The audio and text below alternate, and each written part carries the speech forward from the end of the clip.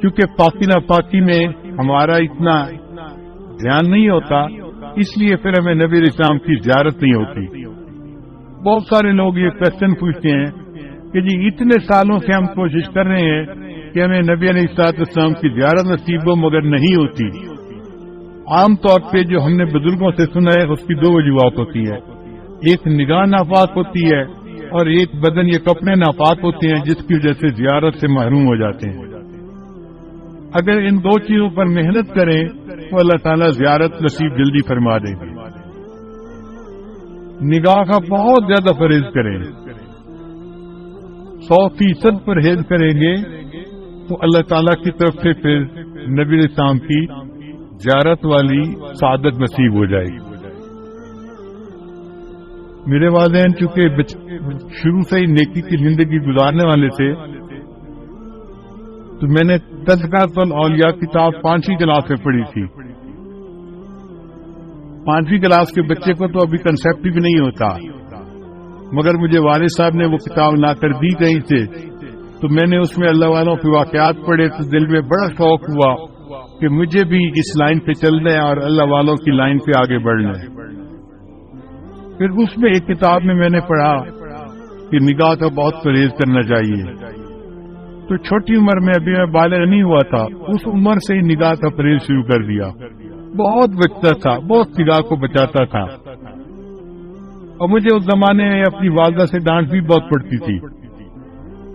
ہر دوسرے تیسرے دن کوئی محلے کی آنٹی آتی اور میری والدہ کو کہتی تیرا بیٹا جا رہا تھا، اسے تو ہمیں سلام بھی نہیں کیا، یہ تو ہمیں اپنی خالہ ہی نہیں سمجھتا۔ اور امی مجھے بلا لیتی تھی، بیٹا وہ تو نے اپنی خالہ کو سلام کیوں نہیں کیا، یہ تو میری سہیلو تھی، یہ تو میری سہیلی تھی، ہم بچپن کی دوست ہیں، تم سلام تو کرتے۔ اور مجھے پتہ بھی نہیں ہوتا تھا کہ یہ آنٹی کہاں گزری تھی اور کہاں اس کو سلام کرنا تھا۔ تو میں آگے سے ایک بار کہتا تھا، امی آنٹی سے یہ پوچھو کیا میں نے اس کی طرف دیکھا تھا؟ تو جب امی پوچھتی تو پھر وہ آنٹی کہتی ہاں یہ تو یوں کر کے چلتا ہے، سر اس کا نیچے لگا ہوتا ہے، زمین کے علاوہ تو کچھ دیکھ نہیں رہا ہوتا، اس نے کہا اس پر۔ میں نے کہا امی مجھے یہ بھی نہیں پتا میرے پاس سے مرد گزرا ہے یا عورت گزری ہے، میں کس کو سلام کرتا؟ تب جا کے میری جان چھوٹتی تھی، لیکن اندر اندر مجھے بہت غصہ آتا تھا ان آنٹیوں پہ۔ سارا محلہ خانہ بنا ہوا ہے، سارا محلہ آنٹی بنا ہوا ہے، اور بس ان کو سلام ہی کرو چلتے ہوئے۔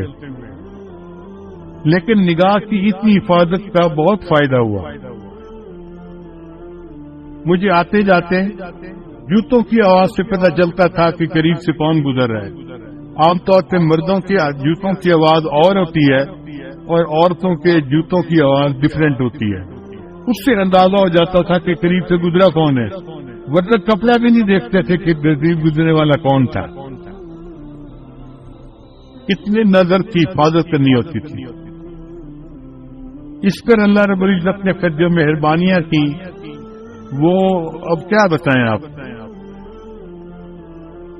ہمارے ایک ساتھی ہیں لاہور کے، ایک دن مجھے کہنے لگے کہ میں آپ کو ایک بات بتاؤں، مجھے حضرت نے بتائی۔